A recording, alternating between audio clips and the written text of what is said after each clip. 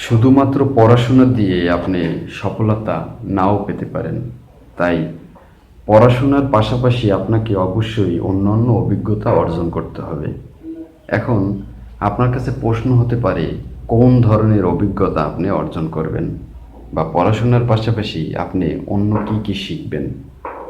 এটা সম্পূর্ণ আপনার কিছুটা ব্যক্তিগত ব্যাপার।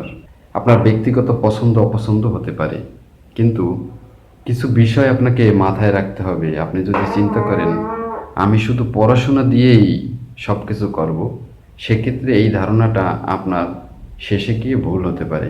তখন আপনি একটা সময় পরে অনেক হতাশায় ভুগবেন। চিন্তা করবেন আমি প্রচুর পড়াশোনা করলাম, আমি কিছু করতে পারলাম না, আমার এখান থেকে আউটপুট কিছুই হলো না।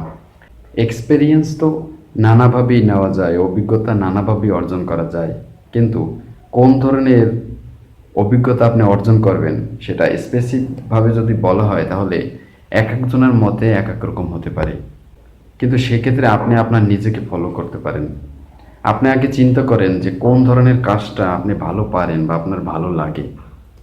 অর্থাৎ আমরা বেসিক্যালি চিন্তা করি সফলতায় ছোটার জন্য, কিন্তু আমরা এটা চিন্তা করি না অনেক সময় যে আমি আসলে কি পছন্দ করি।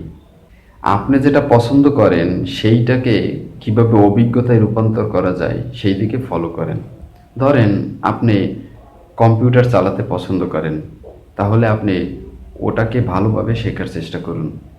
বা আপনি অন্য কোনো কিছু পছন্দ করেন, আপনি খেলতে পছন্দ করেন, তাহলে পড়াশোনার পাশাপাশি খেলাধুলায় ভালো মনোযোগ দিন। আপনি যেটাই করতে পছন্দ করেন সেটাকে মনোযোগ দিন, এবং সেটাকে আপনি চিন্তা করেন যে এটা আমি যে ধরনের পড়াশোনা করেছি সেইখানে অভিজ্ঞতা হিসেবে দেওয়া যায় কিনা, বা এটা আমার ক্যারিয়ারকে বিল্ড আপ করবে কিনা। আপনি পড়াশোনায় অনেক ভালো করলেন, এবার আপনার অন্যান্য অভিজ্ঞতাও আপনার হলো, তাহলে আপনি সব দিক থেকে যখন পারফেক্ট হবেন তখন আপনার ভিতরে এমন পরিমাণে অ্যাসেট গ্রো হবে যেটা আপনি নিজেই বুঝবেন যে কোন জায়গায় আপনি পারফেক্ট।